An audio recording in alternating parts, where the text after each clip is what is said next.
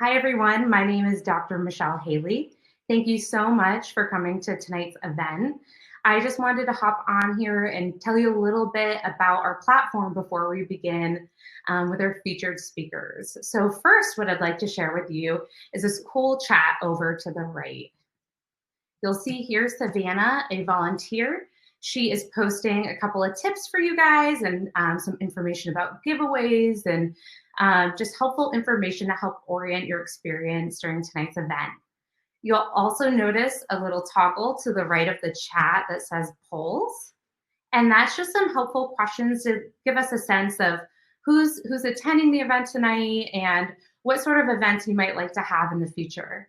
To the right of that is a people tab, and that will just tell you who's here joining us. Just so you know, you can see me, but I can't see you, just to clarify that.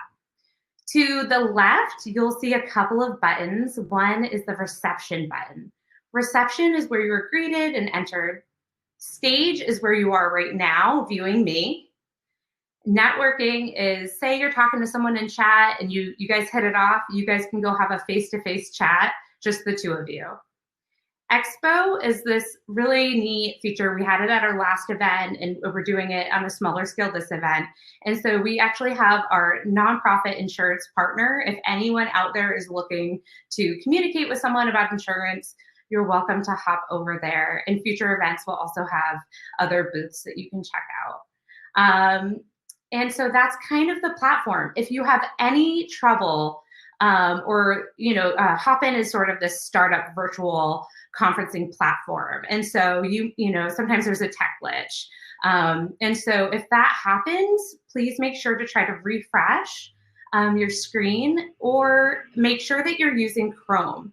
Chrome works the best for this. So I recommend if you're not using Chrome right now, that you actually hop off and hop back in using Chrome.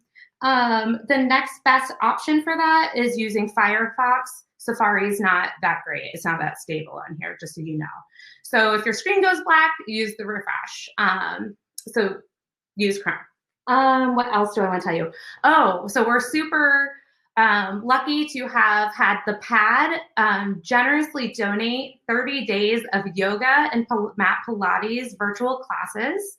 And so Savannah will be posting that code for you in the chat. We also have a handout for you where you can have notes from today, different resources that were said, and the code will also be in that. Savannah will be posting the resource handout in the chat. If you can't find it later or you're looking for it, go to the TogetherWell.org events page and you'll be able to find audios of our event, which will be posted in a few days. You'll have your resource handout, and you'll also see past events and future events. We have a couple of events coming down the pipeline that we're very excited about. We're doing these events every third Thursday. That's one of the presenters that'll be on in a little bit. So we're doing these events every third Thursday. And so we're so excited to be able to share this space with all of you. So what I'd like to do now is introduce our moderator, Dr. Ankhesenamun. She is the founder of Being Integrative Clinical Solutions, where they do consultation and clinical work. She's moderated at our past events, and she's fantastic. And she's joining us here. Hi, Dr. Ball. Hi, how are you doing today? Great, thank you. Great. So I am just going to hop out, and we will see you soon. Wonderful. Thank you so much. I'd like to say welcome to everyone. Thank you so much for joining us this evening. A huge thanks to TogetherWell for putting this on. It's such a needful topic right now as we're dealing with so many uncertainties with COVID-19. Today we have a couple of wonderful speakers who can provide so much support and insight into some of the challenges that we're experiencing currently. We will be talking a little bit more about how to support our providers during this time. And before we jump into that, I'll tell you a little bit about me. My name is Dr. Ankhesenamun. I'm a clinical psychologist and founder of Being Integrative Clinical Solutions. I've been practicing for over, 12 years. And I am enjoying every minute of it. And being a clinician, while it has its wonderful values, also has some challenges. It can be really, really difficult supporting others when you're also needing to support yourself or support yourself and your family members. So I'm really excited to have our first speaker joining us today, who is no stranger to doing talks and events and trainings of clinicians and wellness workers and supporting them in understanding a topic called compassion fatigue. So we will be joined during our first segment by Patricia Smith. Patricia is the founder of the Compassion Fatigue Awareness Project, and she has been a certified compassion fatigue specialist for the past 20 years. She will be pretty much sharing with us what it is and how we can support ourselves, and what are some of the symptoms as well with compassion fatigue. And I look forward to having her join us. And then later on in the session, we will be joined by another clinician. Hi, that is Patricia joining us now. So I will talk a little bit about Dr. Braun during the second half of our event. So let's jump right in. Welcome, Patricia. Thank you very much. I'm getting myself situated here. Okay, I think that's good, huh? Yes, we are past the first hump of getting everybody on the screen. Yes, this is a new platform. First time I've used it, and it's a little more complex than the usual. So I'm happy to see your face and know that we're ready to go. Yeah, so let's jump right in. There has been such a need for your work, not just now, but forever, in terms of supporting others. As a clinician, as someone who has been doing this work, the topic compassion fatigue doesn't come up as it should. And so I was hoping that we could first start the conversation with talking about what is compassion fatigue. And for those who aren't as familiar with it, let's help them understand what this topic is. Okay, good point. You know, it's out there. And oftentimes when I start a presentation, I ask how many of you have heard of compassion fatigue, and very few hands go up. At least 20 years ago. Now it's a lot more. The term is out there. And so are the other terms: vicarious trauma, secondary traumatic stress, PTSD. I mean, we are learning so much about all of this. And the upside of what's going on right now is it's escalating the academics who are doing all of the work, figuring all this out, which is very, very exciting. And with that, I'm going to read a very quick explanation of what compassion fatigue is, because within the last 2 weeks, I've been working with Dr. Beth Hudnall-Stamm, who's the creator of the ProQual. It's been her life's work, and I'll be talking more about that. But we've worked on wording. So this is only about the third time I've used this wording, and I want to get it right because it's so very important. It's very short, but I am going to read it to you. Compassion fatigue is a broadly defined concept that can include emotional, physical, and spiritual depletion in those providing care to another. It is associated with caregiving, where people or animals are experiencing significant emotional or physical pain and suffering. Wow. So that makes sense, right? Yeah, that's exactly what it is. It's you're caring. The way I explain it is, you know, caregivers are empathetic and compassionate people. Because we're empathetic, we open our hearts to the pain and suffering of others. And because we're compassionate, we're moved to act to alleviate that pain and suffering, which is what all of you do all the time. So that's basically the meaning of the word. It isn't in your head. It isn't something that you think something's wrong with you. It is a human stress on the work you're doing. Well, I'm glad that you guys looked at the description and how you're defining it, because I think so often many, I would say, not just clinicians, but many lay people assume that those who are suffering from vicarious trauma or those that are suffering from compassion fatigue fit a particular model, or they're a person doing a particular type of work. And in your definition, you actually point to the variety of folks who can be subject to compassion fatigue. And so I think that leads us to our next question. I'm curious if you can speak a little bit more to who are the people that are at risk? Yeah, it's amazing that you said that. You're so intuitive. The reason we're working on the wording is so that it can be more inclusive. So it's not just, a particular group of people. When I first started this work, everyone thought that the only people that got compassion fatigue or suffered from the symptoms of it were healthcare workers, doctors and nurses.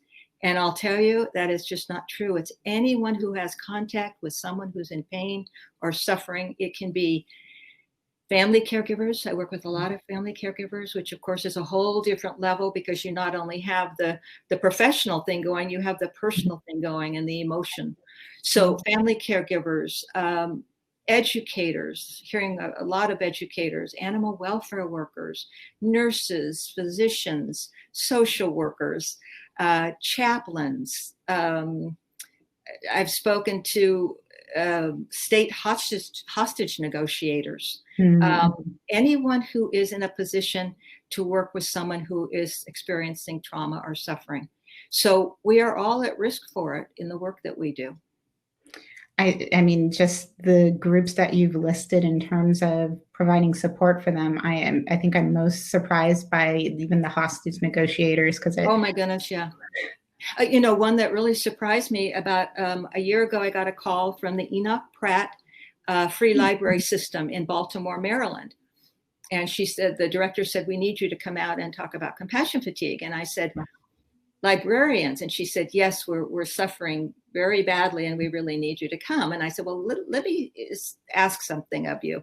Let me give you 4 questions. And if you could survey your staff so I can get a little bit of a feeling, because I'm thinking, where late books that have been damaged. I don't know. I'm a very fanatic, so I got it, but it didn't seem to fit the trauma. So anyway, they sent me the surveys, and they were things like lost library cards and damaged books and people writing in books. And so I called her back and I said, I think you need a customer service person. I don't think I'm the right person. And she said, let me tell you what's going on in the libraries.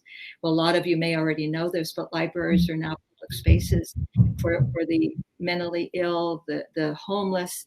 It's warm, there's water, there's bathrooms, there's a caring staff. And so they are experiencing all kinds of things that they're not trained to do. And therefore they are being horribly traumatized. Wow. But in their defense, they are handling it beautifully. And what they're doing is they're partnering with EMT workers and their local hospitals and their social workers and their counselors and their therapists, so that when something comes up, they know who to call. And since then, I've had 3 other libraries call me. So this is big. It's a big thing that's going on. It sounds pretty amazing that they're reaching out and making connections. And I think, in relation to that, I would imagine, first thinking about this being compassion fatigue would require us to identify some symptoms. And, in terms of, what are the symptoms that would qualify someone for compassion fatigue? And then at what point would you even consider, reaching out for support, I think is important. So if you could start with the first question, is what are some of the symptoms of compassion fatigue? And then, also looking at, those symptoms, when on the severity scale, if you may, would you start encouraging people to reach out for support? Well, the odd thing about it is people know. And when I start with, it's a set of symptoms, it's not a disease. We have to remember that. It's the natural stress that comes from helping people. And what I see is people, my participants in the audience, as I'm labeling them, their heads are going up and down, or the tears come into their eyes. And when there's a break, they come up and they say, I've got this. You just know. And as far as getting help, everyone seems to know also when they need to get help. But some of the symptoms, the particular set of symptoms, isolation, you find that you want to isolate. And the reason for that is because everyone is asking something from you, and you've had enough. You're depleted. You're distressed, and you're depleted. So you start closing your door. And this is very, very dangerous when it comes to working with managers. You want to be there for your people. And if you're closing the door, you're no longer accessible. So isolation is one. Emotional outbursts. And what's that? Mm-hmm. That's stuffing down. And that's what I'm a little fearful is happening in our hospitals and our clinics and places where they're actually dealing with, in the trenches with the virus, is in order to get through the day, they're stuffing things Mm-hmm. down. Or particularly therapists, perhaps, who are doing telemedicine, and it's one right after the other. No time to debrief. So emotional outbursts, persistent physical ailments. You've got that headache that won't go away. You've got that scratchy throat. You've got gastrointestinal problems. You've got that low backache. And those are the stress points of the human body. The body's saying, you're hurting me, but you can't stop because you've got so much to do, Hypervigilance, where I see this is working with EMTs, physicians and nurses, firefighters. They're always waiting for the other shoe to drop. So those are the kind of things that you experience. And the feeling is that there's something wrong with you. And believe me, there's nothing wrong with you. It's just your body saying, I need you to attend to me. When I tell people that they probably need some help is if indeed you have recurring nightmares and flashbacks of any trauma that you experienced, then you need to get some professional help because you're losing your restful sleep, which is very, very important. I'm so glad that you point to sleep too, just because, it's a common theme for many of the clinicians that are I'm in a mom and therapist group. And we often talk about how sometimes we're not getting enough sleep. And, and I'm also glad that you pointed to sometimes the outbursts, because when you have children, sometimes shorter than you want to be. My heart goes out to the people who are working and they've got their children and they've got their spouses or their partners. And wow, it's a lot. It is a balancing act. And I think because, that stuffing that you talked about happens so frequently. And I feel like in this culture of America, we often are taught to stuff feelings than to process them. Sometimes it's hard to touch on what or when someone is experiencing what is compassion fatigue. So I'm wondering if you could speak a little bit to what's happening in the body in terms of, what's going on with the individual when they're experiencing compassion fatigue.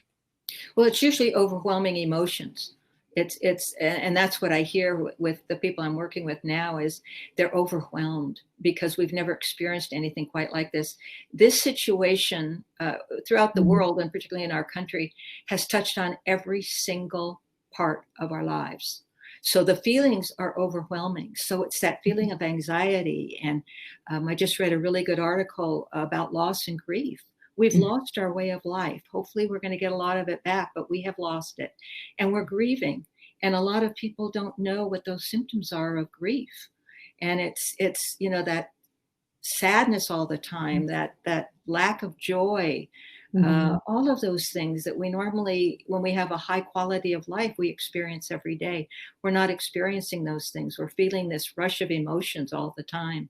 And we have to learn to have some coping skills to deal with the emotions. The main thing we have to do with them is to name them. What is it I'm feeling? Because as you said, in our society, we have a thing about being strong and fearless and all of those things. And we have to name that. What am I feeling? Okay, I'm feeling really sad. And then have coping skills in order to deal with the sadness. Or I'm feeling empty. Well, how do we fill ourselves up? So it's about coping skills for the emotion that we name. We need to name it and label it and not be embarrassed by it or feel guilty by it. All bets are off right now. Whatever you're feeling, and it's okay. So, just that's so poignant, and also thinking about, not just naming, but making time to name it. Yeah. Often people are so go, go, go that they're not actually taking the time to sit and reflect and just the simplicity, or what sounds like the simplicity, because it can be good very point. challenging, to name your experience, not only can be pretty freeing, but it can also, I think, help tie people together or bring people together. And what we have seen is isolation and this distancing has had some negative impacts in terms of people feeling like they're not connected. So I really do appreciate you really speaking that experience, saying it out loud, and sharing that as being something that's really important. And the work of Dr. Braun, being vulnerable, and particularly people in positions of management or leadership. When someone isn't looking so happy, to go up and say, how are you feeling today? I know I feel the same way. Sometimes I wonder if this is ever going to end. Be vulnerable. It's not a weakness, it's a strength. Yes, and maybe sometimes pushing a little when someone says, "Oh, I'm fine." Yeah, I'm fine is your first line of defense. We're not fine. None of us are fine. Yeah, we're exactly. Not. So given that we're not really fine, what are some strategies that you might recommend for healing compassion fatigue? Well, I think the number one thing is accept that our situation is difficult. It's just that simple. It's that simple. Practice self-compassion. We're so compassionate toward those that we serve and those we help, and we're not so compassionate toward ourselves sometimes. Caregivers are the last people to ask for help. So we want to practice self-compassion. We want to practice authentic, sustainable self-care. And that's things that are authentic to you, not what a magazine tells you or someone on TV tells you. Again, it's that timing. We need to take time to figure out what fills me up, what makes me happy. If it's just sitting and watching the birds, or it's reading a good book, or it's taking that walk, or Skyping with a loved one, or, whatever it is for you, you have to up that. Because the rhythm of a healthy caregiver is fill up, empty out, fill up, empty out. And it's every single day. We need to do those things. Yeah, I think that is absolutely amazing. And one thing that I'd love to add is, in doing that, especially if one of your tools is to reach out to a caregiver or a loved one, is again, going with being vulnerable, letting that person know this is what you're doing. I have unfortunately heard of people in the past reaching out and then feeling like, oh, they didn't have time, or they, rushed me through the call, and it was not clear that they were actually calling because they need support. So being able to talk about the support that you need and letting this person know that you feel that they're a huge support for you, I think can really help make that a great connection. If ever we're going to hone our communication skills, it's now. We need to be honest. We need to be upfront. We need to tell other people how we feel. It's okay to say no. It's okay to say, I don't have time right now to talk to you, but if you can call me in a half an hour, I will be there for you. Mindfulness is so very important. 100% present for people. And those are all things, that we exercise, some form of exercise, whether it's just walking up and down stairs or getting out and riding your bike. Very important. Eating well, of course, eating nutritious food, getting restful sleep. And like you said, it all sounds so simple, but believe me, try to change some of your old habits. It's not simple. Yes. It's very, very difficult. And the other thing is to protect yourself from what are known as emotional vampires. People who just want to dump on you because they've got it going on inside of them and they don't know how to handle it. So they feel the best way to handle it is to put it on you. Right. And we have to learn to say, I'm sorry, but I can't hear that right now. It's very upsetting to me. And try to get that person to get into a more positive mode, because sliming does not help anyone. Yes. And I think that is a challenge for some of our caretakers and caregivers who are often, faced with individuals who want to dump. And I know in my role, often I have individuals who are like, but you're a therapist, and some of these individuals are family members, and it's like, you should want to hear what I'm going through. And it's like, in an effective, efficient, well done way, yes, you do want to hear, but you don't want to be slimed. What it does is it traumatizes the person telling the story, and it traumatizes you. And we need to protect ourselves. Personal boundaries are huge in lowering your levels of compassion fatigue. We never get rid of it. We only lower our levels and we learn to manage it. It's always with us. And one of the ways is to hone those very, very important personal boundaries. We get to decide what and who we want in our lives. I love that you talked about the boundaries and that being such an important part of reducing the levels of compassion fatigue. Right. And I know that many people working in organizations or working in groups and just who are in large spaces, while we might all be working remotely, I still can imagine there being an impact of being related to these larger companies, organizations, Yes. groups. And I'm wondering if you could speak a little bit to what, organizational compassion fatigue is and what that might look like. Well, what it looks like is when the majority of people in a group or an organization or whatever it is you're talking about have high levels of compassion fatigue, the organization itself becomes compassion fatigued. And this is one of the things I do. I go in and I consult, and I'll do shadowing for a while and see what's going on. And they're highly dysfunctional because everyone is suffering the effects. And what you get is high absenteeism, because if people have high levels of compassion fatigue and they've had a headache for 3 days, they're not going into work. They're staying home. So what does that do? That puts pressure on the people who are there. Very high levels of workers' comp. And when I talk to directors and CEOs of organizations, I talk about the bottom line. This can affect your bottom line terribly. You have to keep those worker comp claims down. Hiring, rehiring, the costs are tremendous. A lot of gossip goes on. If there's not good communication from leadership, what happens is humans will fill in the blanks, and they're usually wrong. If they don't get the truth from up above, they'll fill in the blanks and they'll share it with each other. So those are the kind of things that go on. They undermine the mission of the organization. And if ever you're concerned or confused about why you're there, look at the mission of the organization. And if your personal values and your personal morals don't coincide with the values of the organization, you're probably in the wrong place. And what happens is these people will go into an organization and they will try to change it according to the way they think it should be. Your mission statement is your branding. It's telling the public who you are. So you need people who follow that and don't take time away from their jobs talking to others about how it should be as opposed to how it is.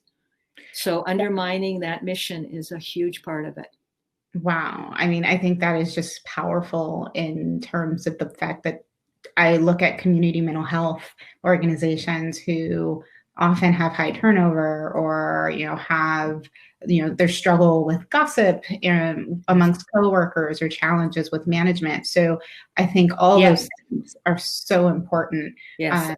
And lack of trust between staff and management and staff and volunteers and management. And I mean, it goes on and on and on. And I tell people, I said, I don't like to be snarky, but people, you're there to do a job. You're there to do a job. You're there to be of service. We need to heal this dysfunction so that the organization can become productive and worthy again.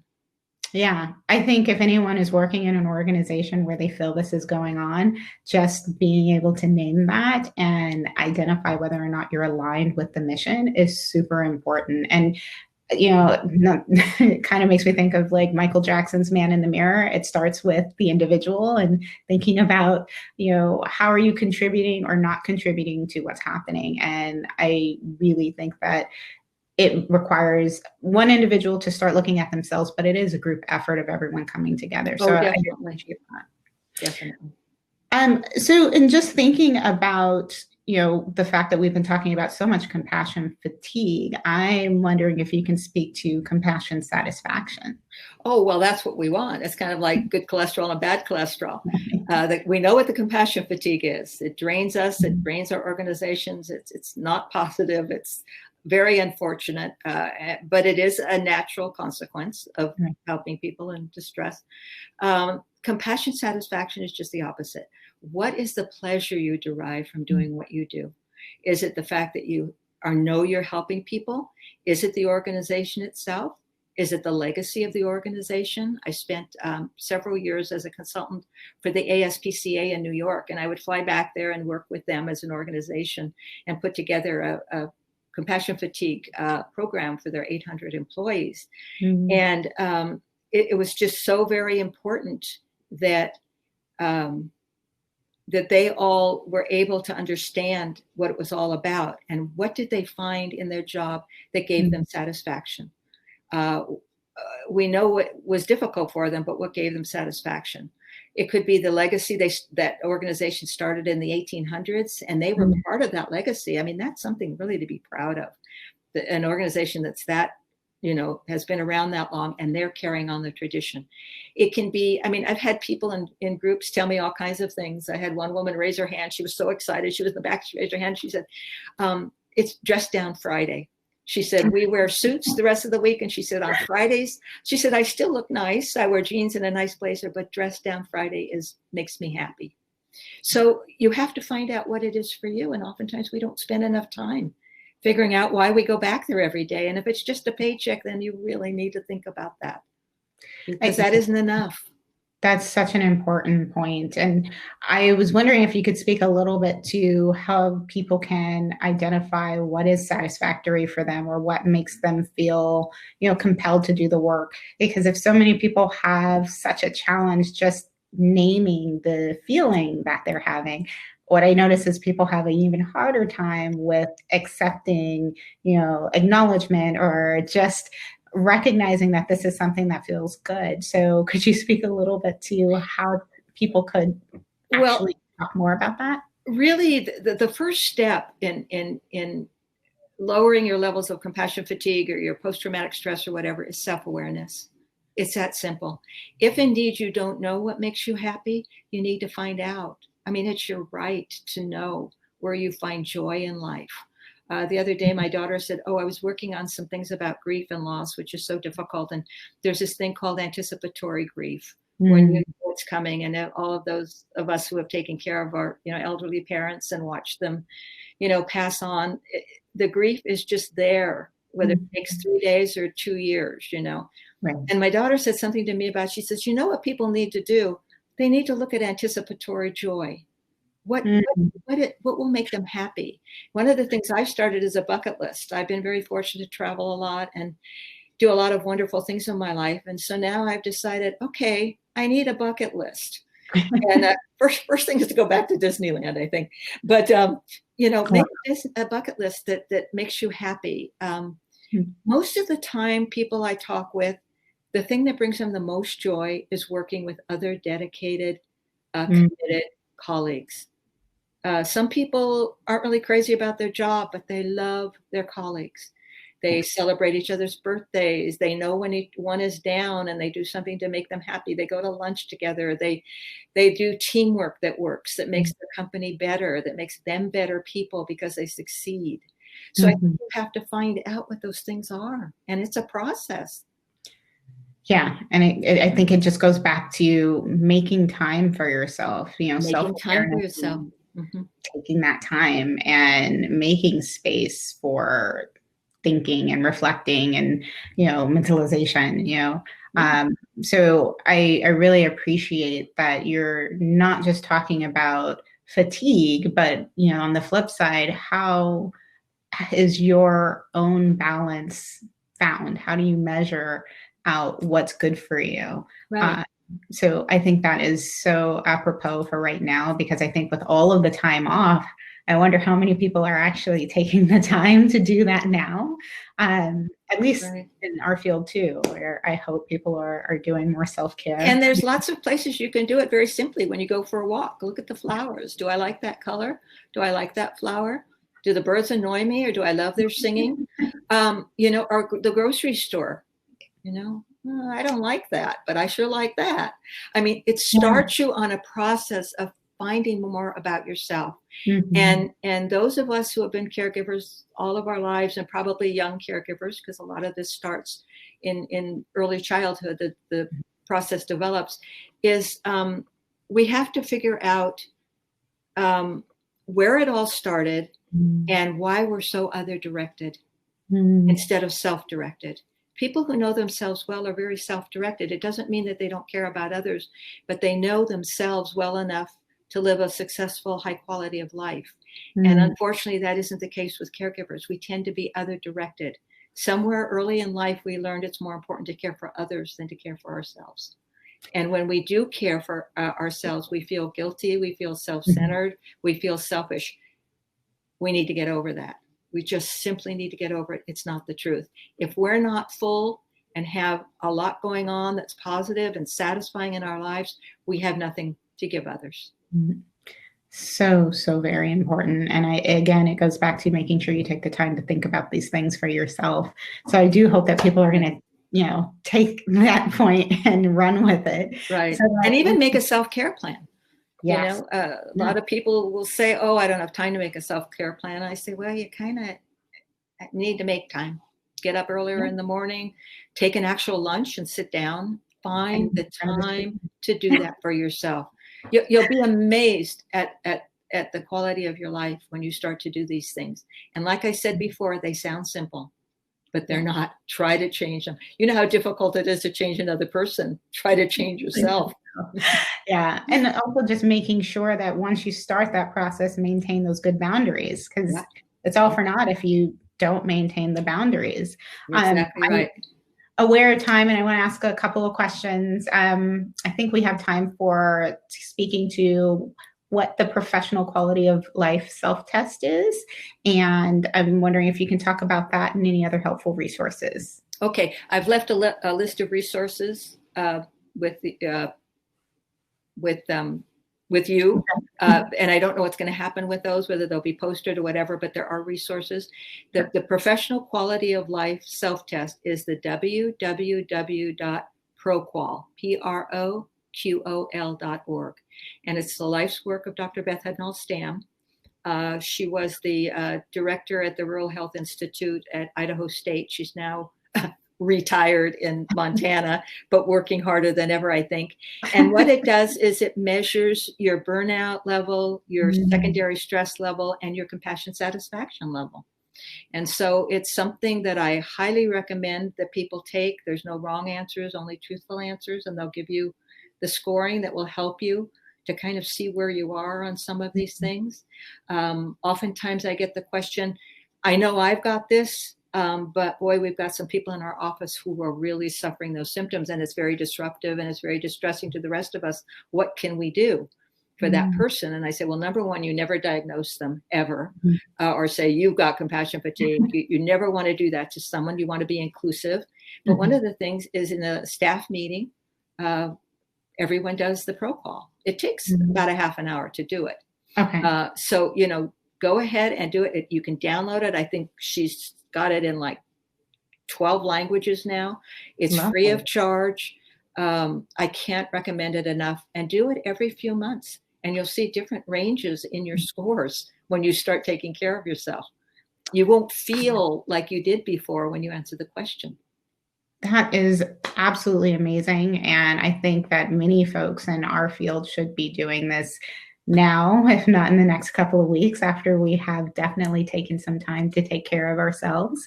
And I think that everything that you've shared with us has been so valuable. And I want to appreciate you taking the time to join us today and really share with us this important topic, defining it, and even working towards creating a definition that is more inclusive. I really have enjoyed speaking with you today. And well, thank you. And I want all of you, with incredible work you do every day, before this even all happened, you were doing all that work, to know that you're not alone. There are many, many people working on your behalf. It just amazes me how hard they're all working to try to figure some things out, to make this all easier, to help make it more understandable, so that we can move on and have a better quality of life and be happy and healthy, and thrive. Thriving is very important. Wellness is about thriving. Good health is about being free of disease, but wellness is thriving and growing and changing. And that's how we want to live until we're no longer on this earth. We want to continue to do that. Well, we thank you so much, and we appreciate all the work that you're doing, and thank you. it's amazing. So thank you so much. Okay. Bye-bye. Take care. Bye-bye. So thank you all again for joining us today. We just had a wonderful discussion with Patricia Smith, who has been sharing with us compassion fatigue and the very, very, very important compassion satisfaction, how to fill ourselves up with satisfaction so that it minimizes compassion fatigue. In a little while, we're going to be speaking with Dr. Braun, and we are going to be continuing our conversation and on a different topic. But I just wanted to point out that if you are interested in looking at some of the resources that Dr. Smith has left, please take a look. Michele has posted in the chat that a link to the resources, and you can access them from the link directly. And they will also live on the TogetherWell page. So we are going to get ready for our next participant, and I will give us a brief moment before we launch into talking about Tao's work. Give me a second as I take a look at my notes. Yeah, I think we are good to go. And I've also been taking a look to see if there are any questions, but I do encourage everyone to, while we were going through this, to take a look at the polls that are up and take a moment to answer any of those questions, just to support TogetherWell's mission of bringing amazing content to just to the platform. So I look forward to seeing some of those responses, and we will be moving on to talk to Dr. Tao Braun. Dr. Braun, if I'm saying this correctly, I apologize, is the Executive Director of Violence Prevention, of the Violence Prevention Agency. And he has been really focused on doing a lot of work with integrative psychology and wellness. His bio is quite extensive, and he's been doing amazing work ranging from post 9/11 to even the work that's currently going on with our government about rolling out our next steps and how we're going to go back to what will be our new reality. He has done testimony on mass violence prevention and has done a lot of work around community safety with the Texas Senate. And he regularly presents at global conferences, notably, particularly in the Advanced Law Enforcement Rapid Response Training or ALERT conference. The list goes on, and I can go on, but I definitely want to make space to have Dr. Braun come in and talk about him and talk about his work with violence, and just also to be able to think about what we might be experiencing currently in our practices or in our work in terms of increased incidences of violence, and what we can do as mental health providers to support not just ourselves, but also our clients. So he will be joining us shortly. So take a few moments. Here I am. He is. Hello, Dr. Braun. How are you? Well, thank you so much for the introduction. I'm glad that you didn't read the whole thing out. My mentor taught me never have a bio that's longer than your presentation. And I think one of the great things about being invited to do this is that I'm amongst colleagues. And I think that resumes and all of our work is impressive. I think it's just as impressive to show up like all of these people have after potentially a full day's work and be into learning, because I think that that's what we all have as a mutual quality. And I would say most people, they would skip ahead on all of their bio and just say, I like to learn and I like to share. And so I think I'm amongst some kindred spirits over here. And I really do just want to start by echoing Dr. Smith's words in terms of just thank you to all of you. Thank you to the group that has put this together, and the team at just behind the scenes, which is even more behind the scenes when it's virtual, and then also just everybody that's doing the great work out there. I think it's those two words are profoundly important at this time. So thank you. And I think that is such a wonderful intro, and thank you for joining us and being a part of this. And I figure we can just jump right in, if you're okay with that. That's fine with me. I'm also going to just put this on here. And I think there's a way that I did it last night where it could show up slide by slide. So as we use it, I will switch between the two. What happens when I go into PowerPoint, I don't get to see where I am. So I'm going to leave the sharing like that for now. And then as I move through it, I will just be audio and let the slides do some of the talking. But I think one of the things that I was really interested in terms of this format is just that this can be conversational. And so I'm just happy to chat with you, and I'm happy to answer questions. And I'm always excited when I don't have an exact answer, because then I get to think about something and I get to go back and research. So nothing's off the table. I'm known as somebody that's fairly provocative in all the works that I have ever done. And so I really do have a comfort level of talking about uncomfortable topics. And so feel free to, you don't have to hold back at all in terms of questions that may come up. Well, I appreciate that, information, and don't worry, I am no holds bar. I will definitely bring the challenge. I'll do my best. I'll start with that. But I definitely wanted to open up with a couple of the questions that we had discussed previously. Sure. You are no stranger to dealing with crises, essentially. And one of the crises that you have put a lot of stock and effort into has been dealing with the HIV/AIDS epidemic. And so I'm wondering if, particularly in South Africa, I'm wondering if you could speak to how your work and just also your work in South Africa has influenced your practice and your reaction to this current crisis that we're experiencing with COVID-19. Well, I think it's a great way for me to introduce a couple of concepts. So one of the things is that I think it's really good that we talked about a novel coronavirus. And I'm going to use that word novel, and I'm going to use the word new reality, which I liked. And I'm going to circle around this idea that part of what we're all going through is novel, right? The idea that there isn't a template for this, there aren't exact methods, there weren't even tests ready to go.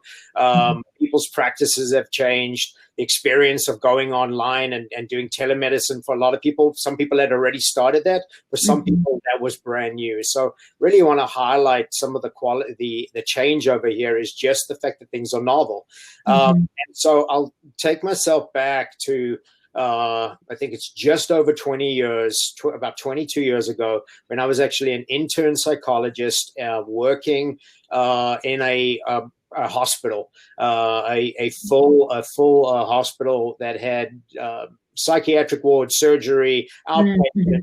And so one of the things that I got asked to do during that internship is to run the HIV AIDS support groups, and also run the training that was for pre and post test for any of the caregivers that were giving results, and knowing that those results that could be and still is today with even this virus, it can be devastating to hear that you're positive, and it can be devastating to hear that you're negative for some people right now too, that are well, then if I'm negative, then why am I feeling so bad? What is this if it's not COVID, right? So there's a lot of parallel there in terms of when you are breaking bad news. And as far as the caregiver goes, one of the things I remember from that is, and this speaks to sort of the PTSD, compassion, burnout, vicarious trauma, when you're giving bad news and hearing bad news constantly,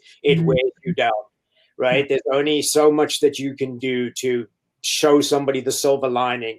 And I think that's partly why I'm a pretty cynical person from a lot of these experiences, where you get to the point where you always have an element of skepticism and doubt. And yes, you can see the great things in life, but you're keenly aware of things that can go wrong. You're keenly aware when somebody's struggling, and it doesn't help to sugarcoat the news. But the thing that I want to share with you the most of working through the HIV/AIDS epidemic in South Africa that parallels to this is the experience of a couple of things that came up around mistrust, trust of the authorities. One thing in particular that came up with the HIV/AIDS virus is that because apartheid was under apartheid at the time, deep segregated institutional racism, when this disease came up, the majority of the country said, this is a white man's disease given to us, and they're trying to kill us. And therefore, anything they tell us that's about prevention, we shouldn't listen to. Okay. All right. So we're seeing some of that replicated here with mistrust. We're seeing conspiracy theories. We're seeing, YouTube videos that go viral and they pop up and then they get taken down, and that actually gives weight. For a lot of people were like, yeah, I knew that was all nonsense. For somebody else who wants to believe it, the fact that it got taken down, it must be some really powerful information. Why would somebody want this gone? It must be true. And so there were a lot of devastating myths that we were dealing with, and it was costing lives. And similarly here, we've got 50% of the country that believes that this is going on and is tragic, and the numbers are fairly accurate. We've got half the country that believes that it's not happening and that the numbers are skewed. And certainly there's even some fact in the fact that in a fast-moving crisis, there's going to be a lot of inaccuracy. And lastly, I wanted to say a big part of that was the trauma that is experienced by the caregiver that is related to the crisis itself. And the most dramatic thing that I remember as a caregiver during that was that a myth got created that a cure for the virus was to rape a child or infant. And I'm sure, a lot of people had heard that. But for actually working those cases where you are providing child therapy for a young child who has been raped because somebody was trying to cure their virus. So in some ways, the shock value of what our nation is going through is almost minimal compared to some of the things that I've seen in other epidemics that lead towards genocides and things like that, where I can say that when people sort of misinterpreted what the president was saying about disinfectant and drinking disinfectant, that's minor as a myth as compared to an infant rape. And so I think that it's sort of given me a resilience around this epidemic that I could jump in headfirst and just be available to people in sort of with a sort of readiness to know that some of the things were going to come up again. And of course, using that word novel, some of the things are completely different. Well, I'm glad that you are able to kind of speak to your experience and how, dealing with such very, I don't even think I have a word for what you just described, but very painful experiences has in some ways prepared you for the experiences that we're having today. And I'm wondering if you could speak to a little bit about how those of us who haven't had such trauma latent experiences and are dealing with coronavirus can understand what to do, how to kind of move forward. And I think like one of the things we talked about was operational stress. And so I'm wondering if you can speak to that and how it might relate to what is happening in this pandemic. So I'll jump in with the slides in a moment around sort of the definition of operational stress and talk through through it as a concept. But I think in terms of counterbalance to the previous story of the trauma, I want to highlight that these moments are also going to be some of the greatest moments that mental health folk are going to go through. They're going to be profoundly some of the most memorable, in a positive way, experiences of their career. And I'll share with you two that come to mind. And I want to make sure that that I'm speaking to the fact that even though this might feel sort of that I've got at least a layer that's comparable, I still very vividly remember learning on the fly. I still remember giving myself permission to make mistakes. I still, when I heard you guys speaking earlier about sort of transparency or giving yourself a break for not having all the answers, and even giving yourself a break physically, knowing to get rest is so important.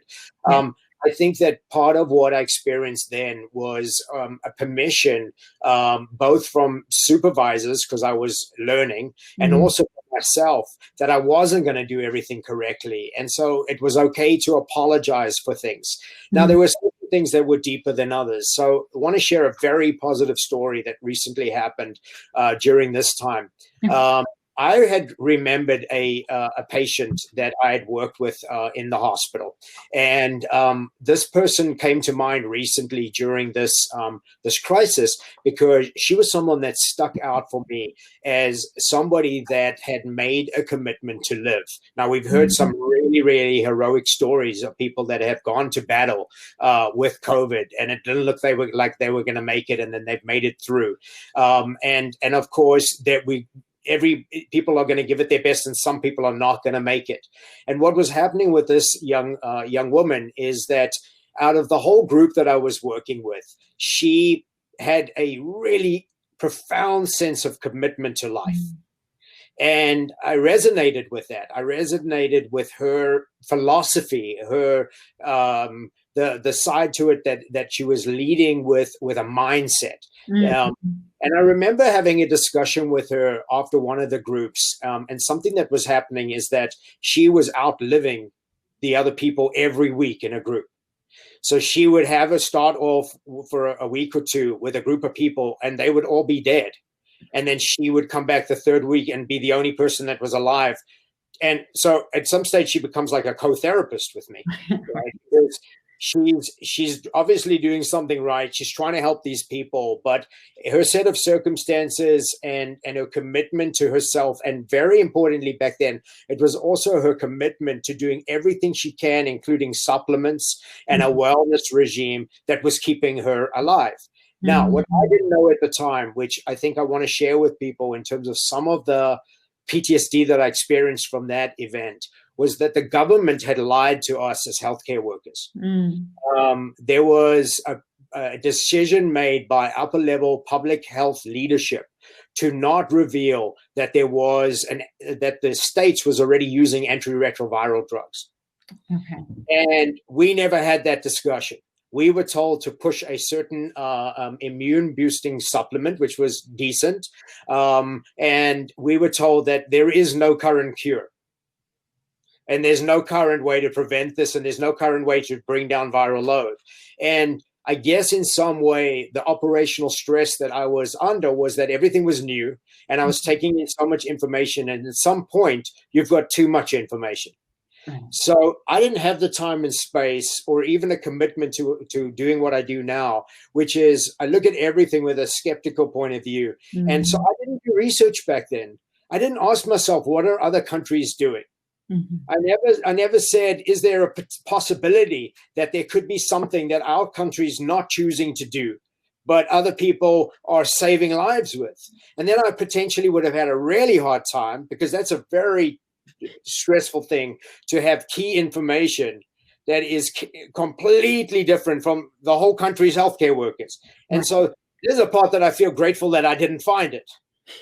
Right. Well, I think you're also speaking to a very valuable point. Like, there is so much information that is being pumped out constantly. And one thing you pointed to is there are the myths, then there is what's being told to us by the government, there's what's being told to us by, the CDC, and myself included. I have a family member who works for the CDC, so it's like I get this little nugget of information. But with there being so much information, it almost creates a paralysis to some degree in what direction to go or how to, operate, so to speak. And so I'm wondering if that's part of that operational stress of like. Exactly. Here I want to jump into a tip that I think that was useful to me then, and is if I was in practice now, because my work all right now completely relates to violence and managing threats. And so I don't see clients or patients anymore. But if I was, what I would do now would be similar to what I did then, is that all information is a perspective. Mm-hmm. And when you're in front of a client or a patient, part of it is being authentic. Right. And so coming from a place where you are authentic with a client to say, this is where I'm at with my information. And as we know, a lot of clients turn to us and say, well, what would you do? And then we want to be Rogerian and we'll say, well, it's not important what I do. But in some way at this time, what a lot of people are going to be looking for is certainty and guidance.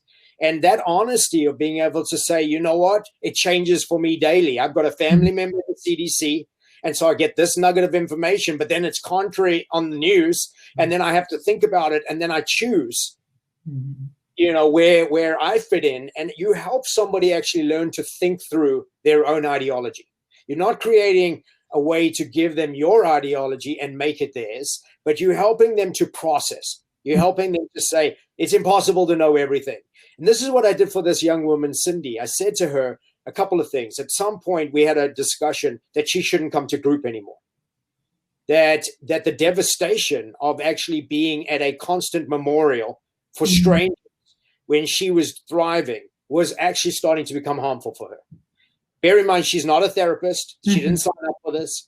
She doesn't have support groups. She doesn't have a supervisor to debrief with. So the decision was made that she would come and see myself and others as an outpatient. And that worked really well for her.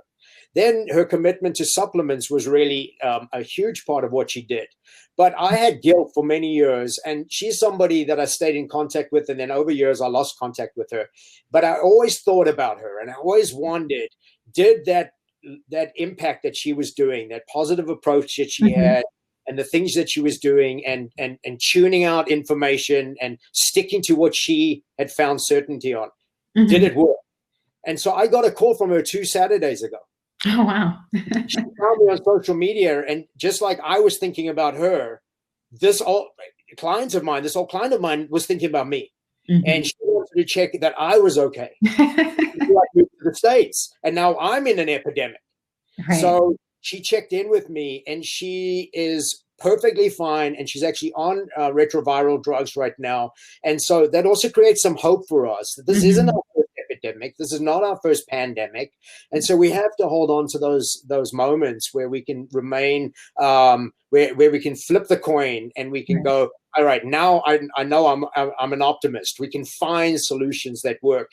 And she said that a couple years ago, she got really sick in one of the bad flu seasons. And that's when she took antiretroviral drugs. And now her HIV in her system is undetectable, which is also profound because this is 22 years later. And with the advancements of medicine, we will get there. We'll find ways to cope medically with what we're going through. So that's sort of a way that I want to start and end by finding moments in this conversation where we can be realistic with what's going on, but we can also know that life has a way of working out. Well, I really appreciate that, tidbit of knowledge about how she's doing, because it does really instill that hope that, we will come out of this, and there will be many people who are, I want to say stronger in the sense of knowing how to better take care of themselves in terms of, self-awareness, self-care, making sure they're increasing their compassion satisfaction. And then at the same time, I also recognize that we've had mass casualties as a result of COVID-19, and that that is also a weight. So I can imagine there are lots of our clients and a couple of clients that I personally am working with who have lost people to COVID-19. They're dealing with the overabundance of information about coronavirus and what's happening in society. And then they're also dealing with their own survivor guilt about, why my partner, why not me? And I'm wondering what thoughts you have about, just kind of this over inundation of information about the number of casualties and how, those statistics on how many people are going to pass during this process.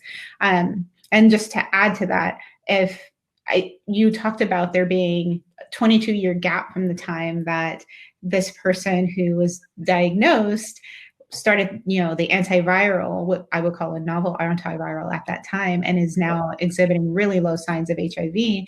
I know that the United States, China, I'm blanking on the other countries. I know Germany and I want to say South Korea have all kind of been working together to look at creating cures for, not necessarily cures, but vaccinations for COVID-19. So I think there's going to be this rapid advancement in treatment. And I'm wondering if you can speak to all of that, the mass casualties, the impact on mental health, as well as waiting in the wings for this vaccination on just our psyche.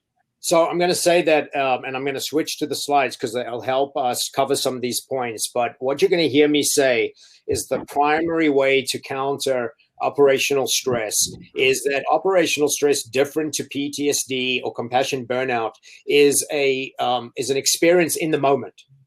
And so one of the things that you're going to hear is that there's a crossover. And I know, even that having this being wellness related as a topic tonight, it points towards that some of the techniques that people are really needing at the moment are deeply practical. Mm-hmm. So things like mindfulness and meditation are all sort of the antidote to operational stress.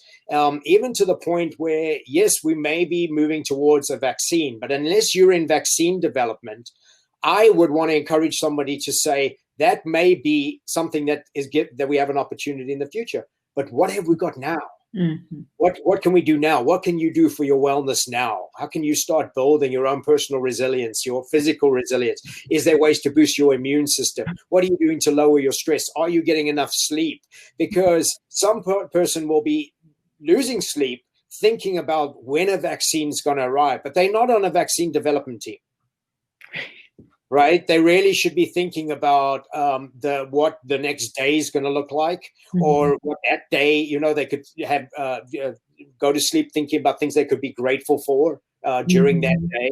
And it's even okay to sit with the discomfort or the pain of losing a loved one, because we know that that's obviously an important part of the grieving experience. So any form of waiting and too much future orientation is a huge part, obviously, of operational stress, PTSD, and compassion burnout. They fall into a category of an anticipation stress, right? The anticipation fear and anticipation emotions, where you're expecting an emotion, and then you can create the emotion by just bringing that cascade. I will be losing. I think what's going to happen when I share this completely is it will just switch over to the slides, which is great for those people that were bored of looking at me. And now we can talk about some concepts as some of the things we've already spoken through will now sort of connect. I think it's important to look at our word choices and know that we've got a couple of different crises taking place. One of them that's creating a lot of anticipatory fear is potential economic collapse. Mm-hmm. But staying present to the fact that the primary thing that we're going through and the primary thing that we've got to fix is health. It's a global health crisis. And so it's important for people to not take on too much of the burden of overlap, because once again, there are so many unknowns in terms of what we are. There's a couple of things that I put in here that I thought were awesome, but I also not only want to give credit to where it came from, where that person gave it credit, but I want to give it credit to a colleague of mine, Steve Cremando, who is one of the best people in emergency management and trauma psychology, and also the work of violence and specifically things like group violence, and so it's a lot of these beginning few slides. Really, Steve has a great way of researching information that is both academic and then very practical. And so here's a quote where it says, "The psychological fear is more fearful than the disease itself. The psychological contagion effect is always more far-reaching than the actual physical contagion." And we're already seeing that. But there's a strange thing that's also happened at the beginning, which cost people a lot of lives. There were a lot of people at the beginning that were calling 911 or they were going to ERs, and they were being told they were having panic attacks because hypoxia is so close to a panic attack. And so when they were sent away from a hospital because somebody said they had a panic attack, they weren't making it back, or they were deceasing at home, or they were making it back with limited time to get them help. So this is my nudge also to the mental health folk, that we should be careful that because of the nature of this disease, and I want to say that the thing that's profoundly disturbed me the most about COVID-19 is that we called it SARS-2, and because of that, it got labeled as a respiratory infection. But the data shows us that 1/3 of people are dying from gastrointestinal issues. 1/3. It's 30% of death rate. So by mislabeling something, you can see that not only the medical folk can get themselves into some trouble with potential negligence, but also our mental health folks. So I would be very hesitant at the moment to say anybody is having either a psychogenic, psychomatic experience, panic attacks, without having a full medical workup. I made this mistake twice in my life, and both times it was easily corrected because of time. The delay was not substantial. And the first time round was with a patient who was not my mistake, but what I almost fell for was not believing a client with their symptoms. And this poor woman had been diagnosed as schizophrenic for many, many years. She'd been in and out of psychiatric facilities because her original complaint was that she could feel a snake moving inside her. And whoever that first practitioner was did not do a full medical workup. And it turned out that she had had some surgery as a child, and someone had left a pair of scissors inside her. It's so awful. So there was actually something going on that would have felt like a snake moving inside her. And many, many years later, somebody else checked on, bothered to see whether there was originally a workup with this person, and actually sent her for an x-ray. And that's when they saw the scissors. So that was one of the first times that I learned to not cross over between psychological contagion and its symptoms and actual physical complaints. And the other one that relates to this work profoundly is we're going to see a lot of effects of trauma on our younger folks. And they do not have language, as many of the people that work with children know that are listening to this tonight. They will language their conditions in their way. And so once again, as an intern psychologist, I was very quick to jump on board with play therapy for somebody that had a generalized anxiety, a young child of 4 years old. Well, it turned out that young boy was being raped. And it was only towards the end, when I was ready to terminate from therapy, did I suddenly have this intuitive moment that something was off. And what had happened is that this person worked at the hospital. And so she had bypassed the regular experience, maybe consciously, maybe unconsciously, of sending this child for the full medical workup before they would have arrived in our unit. And so I want to plant that seed, especially for people that are working with the younger folk. Do not overestimate what somebody is going through this, and don't underestimate it. You're going to find that children, you might assume that their experience is, that their anxiety is germ related, and they might be showing some symptoms of anxiety or OCD. But it may be that your focus is COVID because the mom said we had 2 or 3 family members die. But those symptoms could be related to child abuse. Those symptoms could be related to a divorce. Those symptoms could be related to the fact that they're homeschooling instead of sending the kid back to school.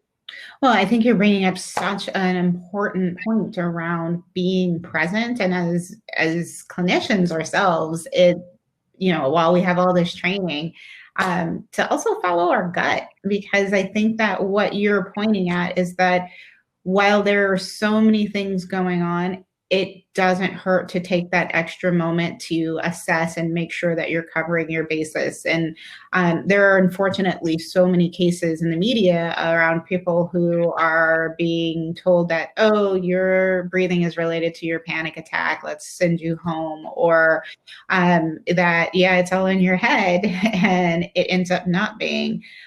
So I think that those points are so important. And I love that you also talk about that children don't necessarily have the language to express their experience. And it really does take being patient for, with yourself and with your child, or if you're a clinician working with children, to, take a look at some of that symbolic play and see if it might be code for something else. So I really love that you talked about. I love what you've said, and you may have seen me nodding and nodding and nodding. And partly what I was thinking in my head is that if somebody had to leave early tonight, that what you just said is the thing that I want to bring home. It is the idea that don't lose your clinical impression and don't lose your intuition, because there is spillover.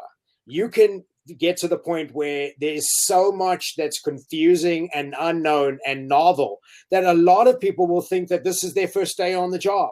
Mm-hmm. A lot of people will go, I know nothing about what's going on in the world, therefore I can't see clients right now. I feel useless. There can be spillover, that the confidence in doing the work can easily be grated away like a cheese grater. When one thing has nothing to do with the other, and that there really must be that separation, and the honesty that comes with it, where you can take a deep breath and you can say to your client, I'm in a world of information too. I'm trying to work it out. Thank goodness we've got this space that's different from the rest of the world. We've been working together for a year now, and so we've got an anchor point to all of this chaos. Well, I think I love that. And I think it's so important. And to also add to that is, we, in some instances, have been working with clients for a long period of time. And what was the treatment goal before this is not necessarily the treatment goal now. And that there will be a lot of variety in terms of what people are presenting with. And we have to be flexible in terms of our treatment to support what the client needs. And I know I personally have my moments of like, what the heck am I doing? And it's great to be able to lean on colleagues who can remind me, like, not only has my training been amazing, but that there is the intuition that I've gained from years of experience. And so we can all lean on each other to bring us back to center. I wanted to also kind of like pivot to, this point of the fact that we do have to remain vigilant. We do have to remain aware of what people are presenting with. And I think that things are, as always, going to be changing as we start looking at people going back to their new reality. And I'm curious if you can kind of speak to that, since you've been doing so much work and helping our government think about this. So could you talk a little bit about how to support our clinicians, or what our clinicians should be thinking about as we get to, I do like new reality versus new normal.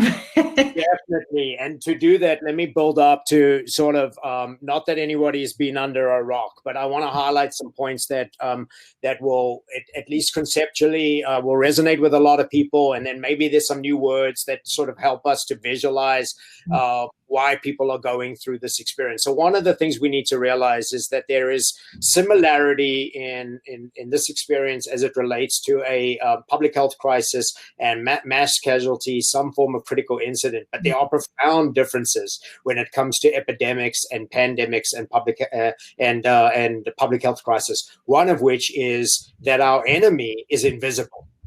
And when we say it's invisible, it's not really invisible, because here is the virus. But what is really hard for us is, how does this little tiny thing, and the red in this is coronavirus, how do these little tiny dots have such a profound effect that they've robbed people of their family members, that they're crashing our systems, that we can't leave our houses?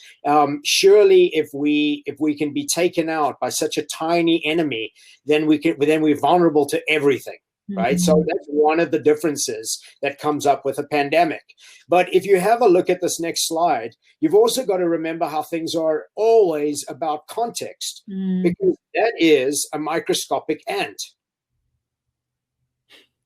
Right. And it's terrifying.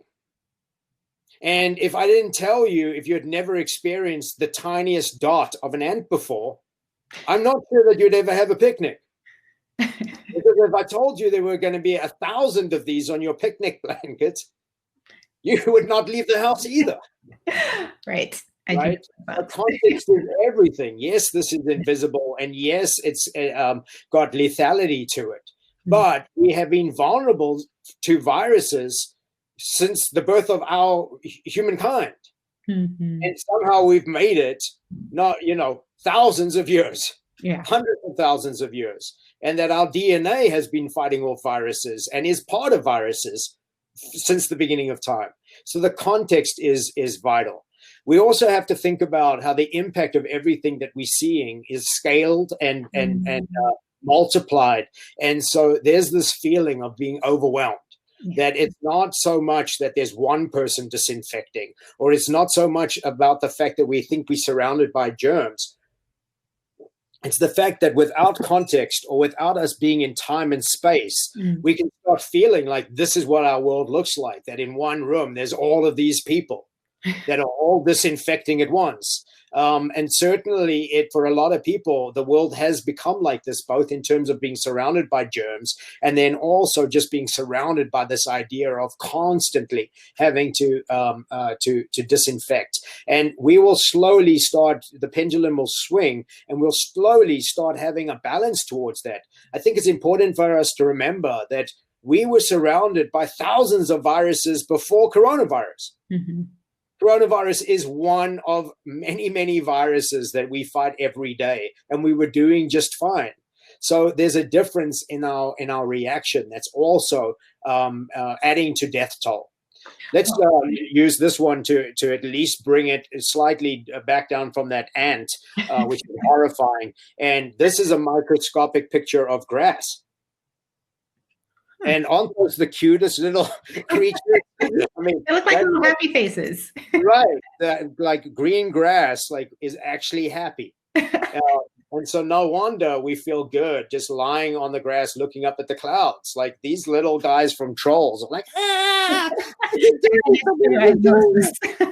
Right? And so everything should be put into context, and something that can be, can become playful. We're also making, we are doing this with our brains. We are making these into smiley faces. And so we've got to know that that's a big aspect to operational stress. It's the imagination. It's that anticipation of what's happening in the moment. I'm doing a really quick time check. I believe if you can just confirm that I can go for at least another 15 minutes. Does that make sense? I think just shy of 15 minutes is what I have as well.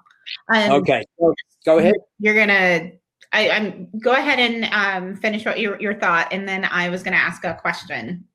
So I was going to say that part of one of the best ways just to understand the difference around PTSD and compassion burnout is that they're all very similar concepts. And it's actually around the person that was part of the original team that invented the term PTSD and the diagnosis for it. And between you and the group that's listening over here, that person confessed that the time of 6 months of symptoms was a thumb suck. That a lot of our diagnoses are thumb sucks. A lot of our diagnoses are literally defined by us as human beings saying, you should be over grief at this point, or your symptoms should have gone away, or the fact that you're dysfunctional and it's been this amount of time. But a lot of that is based on human beings making mutual decisions rather than absolute science. Yes, I am aware that, the DSM-5 for what it is a useful tool and guide, but it doesn't necessarily take the place of the amazing work that many clinicians do. It definitely can help inform us, but not every client I've ever worked with fits into that specific timeline or fits all those bullets, or, even sometimes a few. So I think that is really important. And I wanted to go back to the grass point in terms of being happy grass.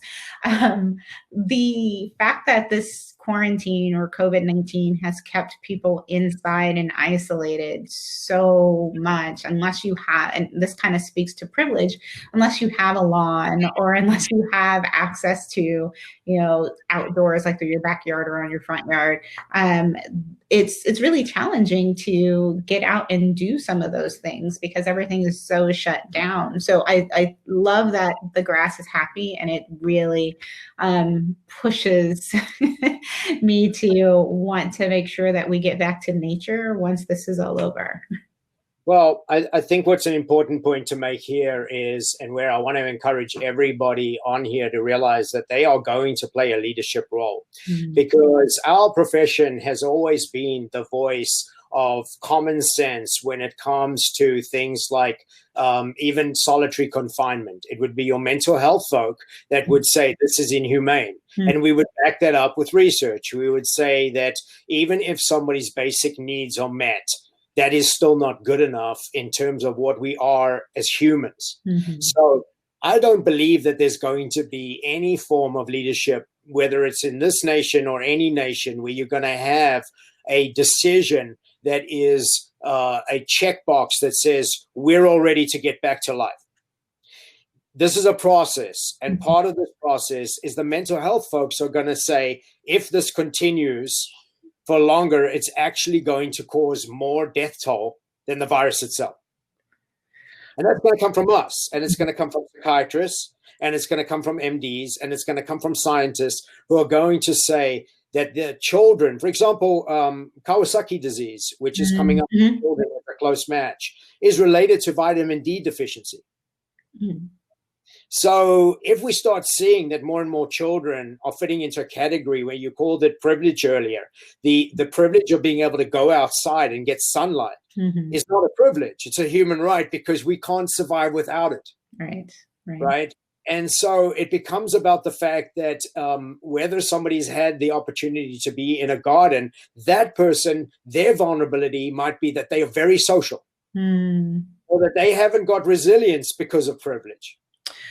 Yeah. So every person is going to be affected in some way, but the bottom line is that the universal qualities of what we all need are going to be similar. For example, in children, you have Kaspar's psychosocial dwarfism, which is you can hit all the standards for child rearing, enough food, enough rest, a place to call your home. But if that doesn't feel like home, and if food's not joyful, or if food's a punishment, or if you're not getting any stimulation, physically you won't grow and mentally you won't grow. And so we know that we can't keep our kids indoors forever, even in a loving family.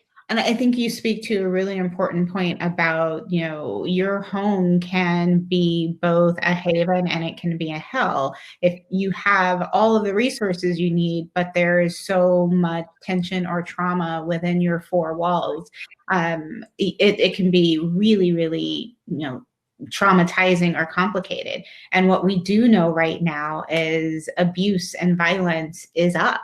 And I'm wondering if you can speak to that and even think about some recommendations with me about what clinicians can do to assist clients as they're, having to deal with this, and many clinicians might be having to deal with this for the first time, like they weren't necessarily expecting to deal with trauma on their caseload. So a lot of clinicians are about to enter my world of what you would want to take place as it relates to threats and what truly takes place. Mm-hmm. So a lot of clinicians will have, and I'm going to go back to your brilliant point around intuition.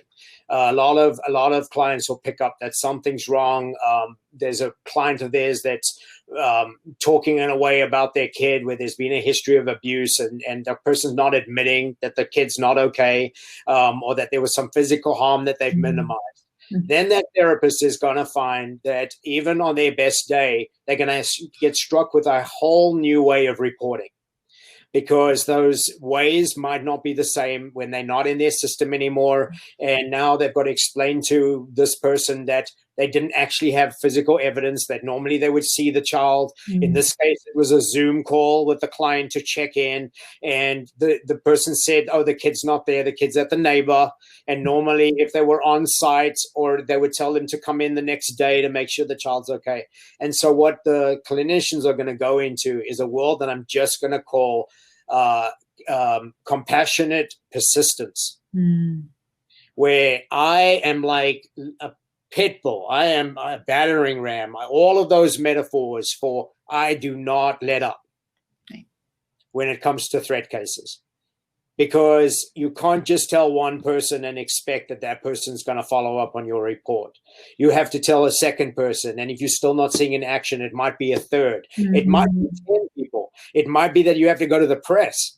If you're committed to that individual's safety, whether it's an adult child or even threat or harm to self, this is going to really push people to do their best to insist that there's a system that is supposed to be helping. Now, here's what I'm going to tell everybody. You're going to have to get ready for times where it doesn't work. Mm-hmm. You're going to have to get times where you can be yelling to try and get somebody help, and it's not going to happen, and you're going to lose a child. And that is going to sit with people, and they're going to sit and think, did I do enough? Mm-hmm. There's a fast track into PTSD and compassion burnout through that learned helplessness. Well, I think that's a sobering concept of like, I don't want to say that every clinician thinks that they're Superman or Superwoman, but there often isn't, unless you've dealt with it, isn't a time where you're thinking about, well, this person's not going to get that help that they need. Someone will eventually come out. We'll get a wellness check at some point. And often, these ideas are thought about when dealing with clients who might be in severe domestic violence cases or who are actively suicidal, less so with, child abuse cases. Sometimes, I would say, and I know personally, and I usually don't read the news as much, but lately I have been following a couple of, themes, but I've seen so many instances of, child deaths because of the increased instances of abuse. And most of the deaths have been kids under the age of 5, I think with the exception of a 7-year-old. So thinking about that, having to go the extra mile to secure support, to elicit the support, if not, DFACs in some places or CPS, but colleagues, and thinking about how to navigate the situation, I think is such a poignant piece to be bringing up right now. And believing people that are bringing key pieces of information where it's more convenient not to believe them. And there was a recent case where a boy was locked up in a shed and a neighbor got that kid help. The help's going to come from all over the place. And partly it's about transparency with the person you're calling, where you don't try and add the fact that you've got evidence that you don't have. You're straight up with that police department and that officer on the phone, and you say, this is a weird time. I get it. And I know you're probably understaffed right now. I get it. But I've been working with this family for a long time, and I normally get to see this kid, and it's been a few weeks. And is there any way that you can get somebody to follow up? Here's what I've got for you. This is a dangerous family. So I don't want you to go on your own. This is a family, where the neglect comes normally through poverty. And so part of this welfare check is just to check that they've got the essentials that they normally get from a volunteer group. But it's about giving key pieces of information to a stranger on the other phone. And part of it is to find ways to connect with that person and then personalize it and get accountability. Say, I know you're busy, Mr. Smith. I will be calling you back on Thursday to check in. Right. And then that person knows, or I really looked through your bio and I saw that you had some extra training in domestic violence. I'm so happy I found you because you'll get how important this is. Right. And so making that person feel responsible as part of your project that you're trying to achieve, get that buy-in, but then share crucial information. A lot of people will not adapt quick enough to differences in terms of HIPAA. And they won't react. I mean, we have I think the number, if I'm correct, last time I checked, it was 30-something thousand kids that are missing from our public school system currently. Yeah. These are kids that didn't check in online. These are kids that were supposed to be learning, and the assumption is they might have not had a device. Well, I know a lot of families that have zero money, but they've all got phones. Yeah. So the fact that that kid's not checking in or dropping an email or responding to an email is not necessarily a problem with technology. There's other issues that are coming up, but it's easier for someone to say it's probably technology. No one wants to believe that that kid's locked up in a shed. Well, you're also pointing to the follow through, and I think that with the work that we do, we often find ourselves going from one thing to the next and finding ourselves busy, but the importance of making sure that what we start, we finish, and following through with that, because it is about safety, it is about security, it is about making sure that our clients, if their children have a voice, if their parents are not an appropriate voice for them, and that our lesson endowed clients who don't have the resources do have support. And I'm just kind of thinking about that in the time that we have. I'm curious if you can speak to what you think our nation's future will look like in terms of technology and safety, or just more safety, sorry, and security. Perfect. I'm going to go ahead and share again so that I can bring this home for a couple of minutes around some of these key concepts. One of which is that this is where we're at currently in terms of emergency, that you're always hoping for this altruistic neighbor helps neighbor. But unfortunately, we're in type 2 just naturally because of this type of emergency. Neighbor fears neighbor.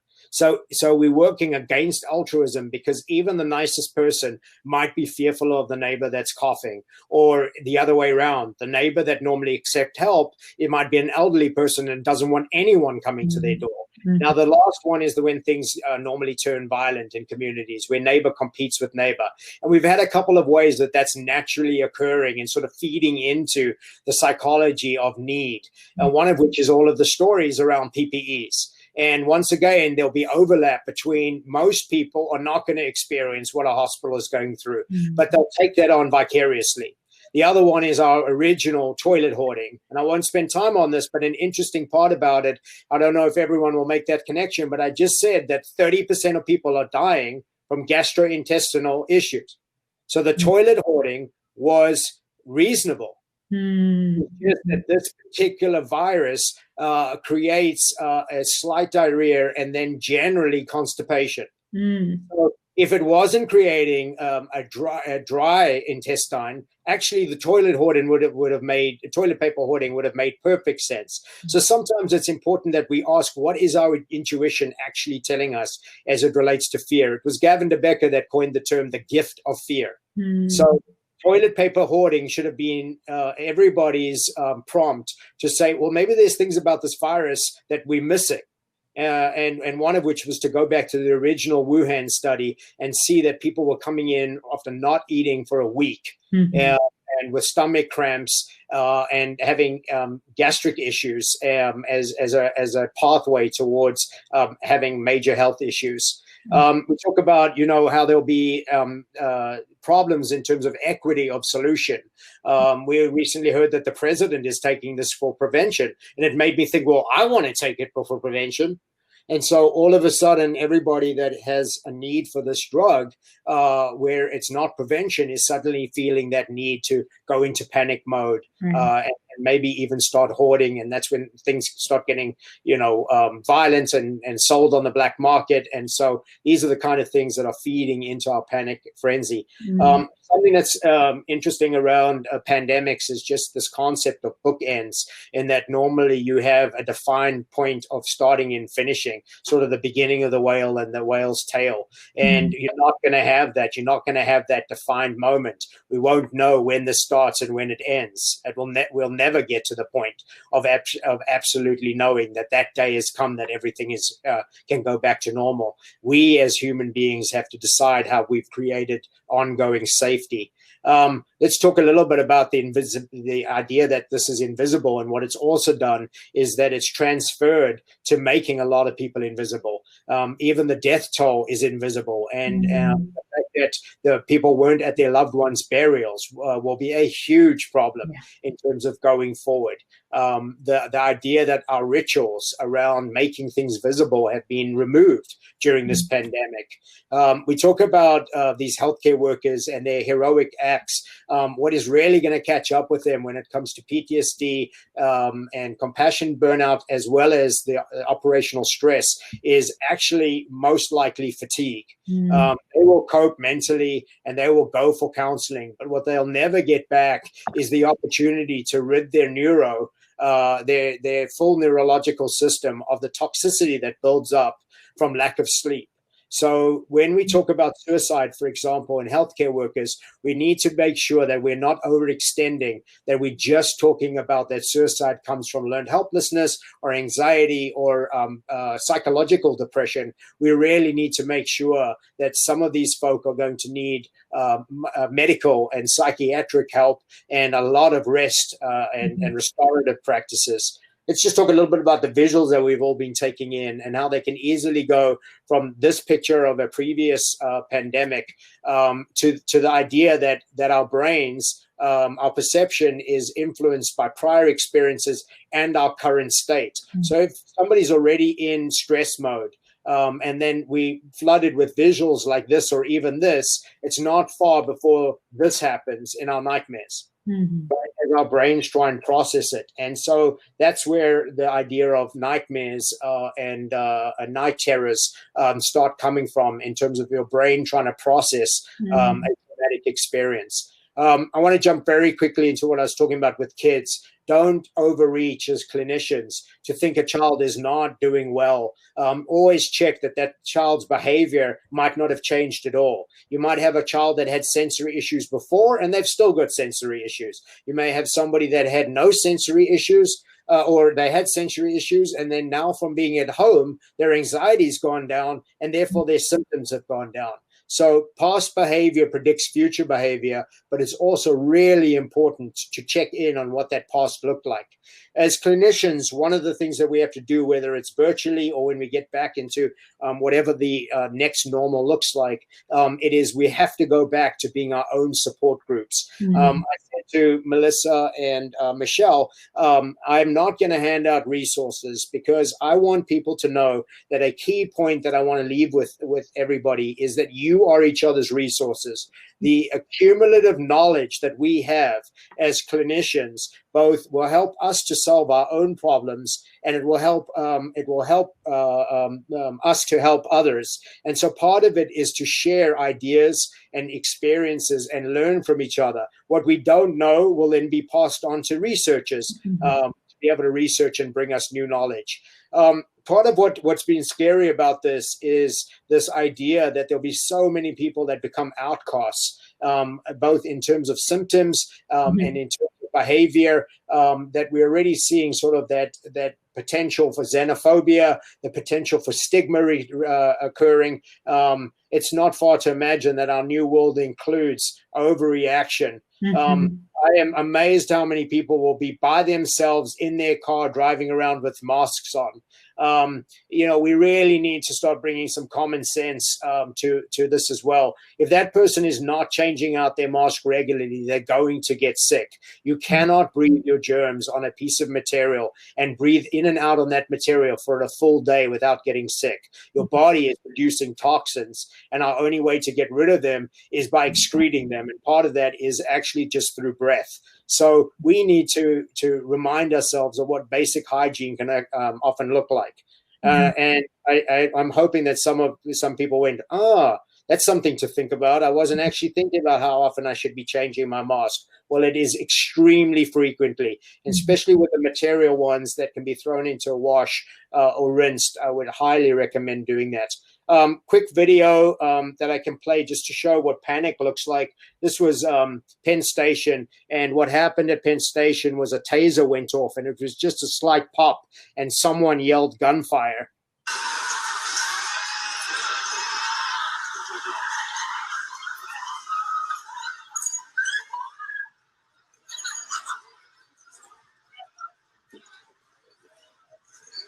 So the injuries from this incident did not come from any actual physical incident. The injuries came from panic and herd mentality. And we do herd mentality as a layer of protection. So what we've really been talking about, and I promise I'll be finishing in a minute or two, is we've really just been talking about that we must remember that as a human being, that we have a set of reactions that occur that's during emergencies, and that is both similar and different to our regular behavior. Our experiences are totally unique to us and our own. When something is novel, it can be terrifying. So the guy on the top of the screen in the white hoodie has probably been on a roller coaster before, and I would say the guy in the bottom may have even been forced. And once you're forced to do something, the element of being emotional and an emotional reaction to it is obviously, as we all know, much more heightened.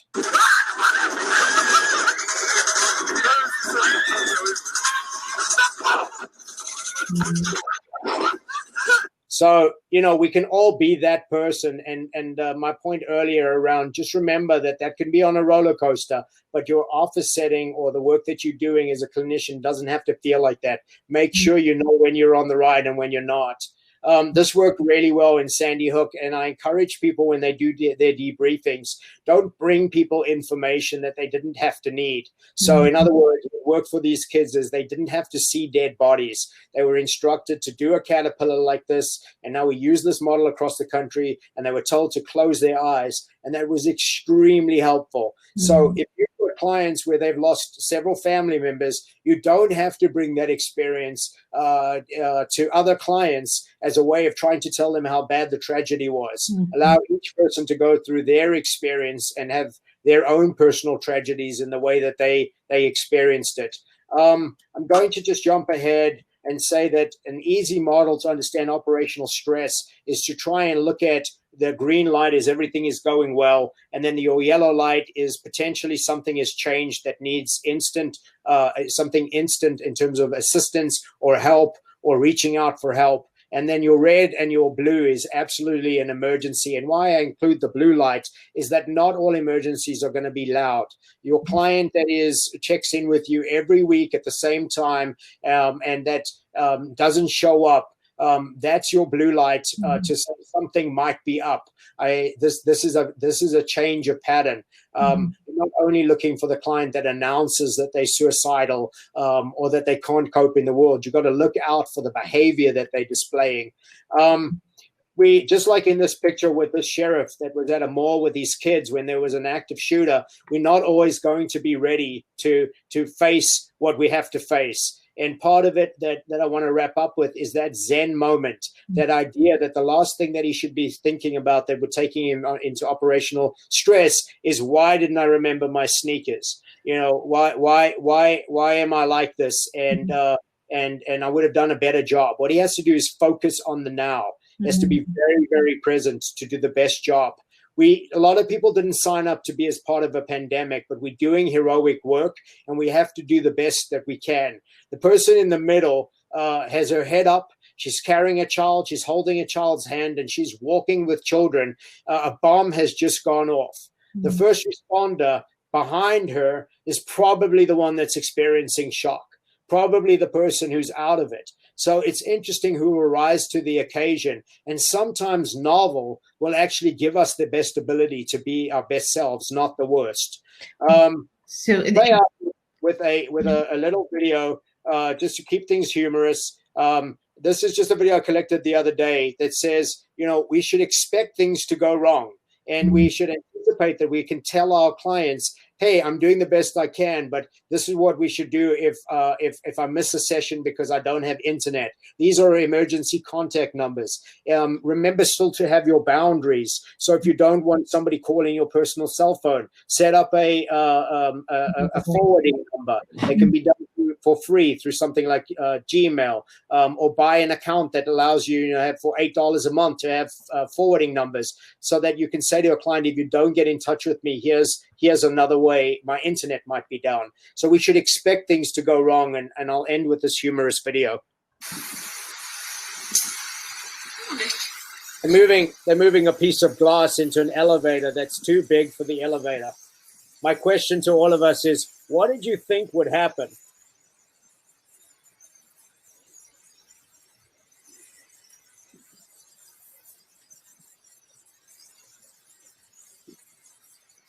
Oh no!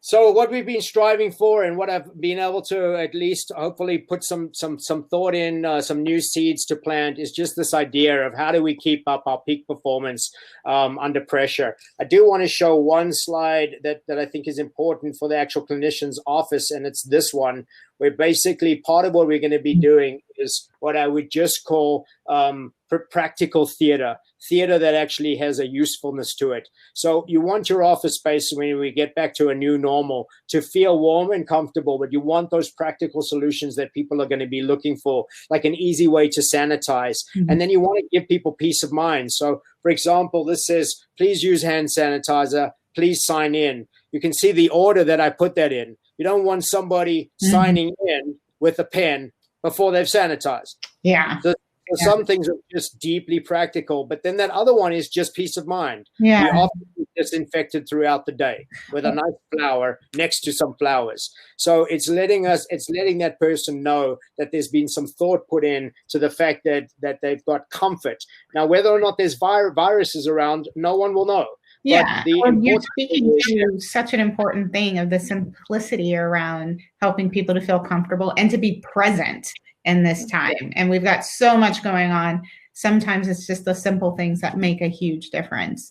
I am aware of time and want to make sure that, I properly thank you for participating, and you have brought so many amazing tips and points to light that I know I myself hadn't been thinking about, and also just making sure that you, or making sure that I point out that you're reminding everybody to be present, sit in the moment, to really trust your intuition. And I really appreciate all of the points in terms of, I really, really, really love the grass video. I'll email you that picture and anybody else who wants it. And then my final thing is really, once again, to use those two most important words, thank you. And most of all, just give yourselves permission to be human. That's the thing we can do. That's replicating what I heard Dr. Smith say, and just the idea of us allowing the space to go through this very, very human experience and find meaning in it. Yeah, and that we don't have to do it alone. So yes. Thank you so much for your time. I truly appreciate it, and I think all our guests have as well. And with that, we will close. And definitely, everyone, please do take a look at the resources and use your colleagues as resources as well to kind of help formulate, plan, think of ideas on how to move forward in this, what I will call nebulous situation, where we don't know what will be unfolding going forward, but that we do have training and preparation that can help support not only ourselves and our colleagues, but the clients that we serve. Again, thank you so much, everyone, for joining us this evening. For those of our participants who are on the East Coast, we definitely want to make sure you get rest. If you have taken nothing else from our two presenters, sleep, sleep, sleep. Focus on self-care, and taking care of yourself is ultimate.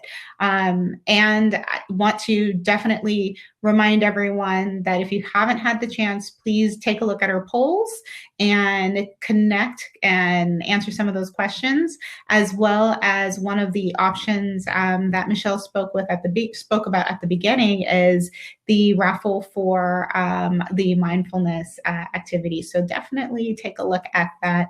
And if you haven't already, feel free to jump into the networking opportunity.